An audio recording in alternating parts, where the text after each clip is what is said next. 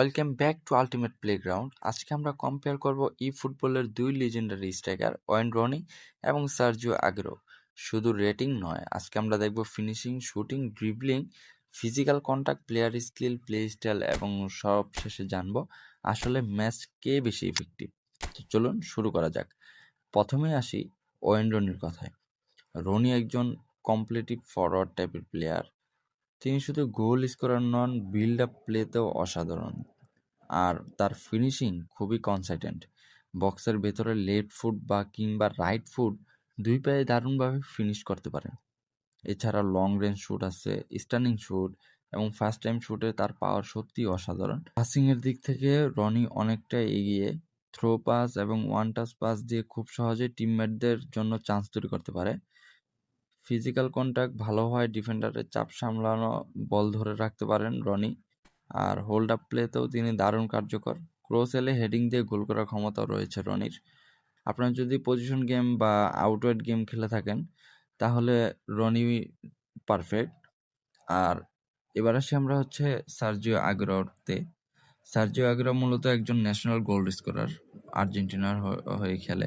আর বক্সের ভিতরে সুযোগ পেলেই গোল করার ক্ষমতা তার আছে। উইক ফুট দিয়ে অনেক সময় ভালো ফিনিশ করতে পারে। আর রনির তুলনায় ড্রিবলিংয়ে ক্লোজ কন্ট্রোল এবং কুইক টার্নে আরও ভালো। অ্যান্ড স্পিড আর অ্যাক্সেলারেশন বেশি হয়, ডিফেন্ডার আগেই বলে পৌঁছে যান।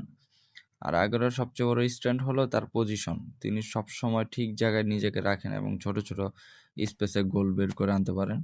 চাপের মতো ব্যালেন্স হারায় না। আর স্কিলের মধ্যে double touch, first time shoot, Marseille turn, heel trick, acrobatic finishing তাকে আরও লেদাল স্ট্রাইক বানিয়েছে। কুইক কাউন্টার এবং লং বেল কাউন্টার প্লে স্টাইলে সত্যি ভয়ঙ্কর একজন সার্জিও আগুয়েরো।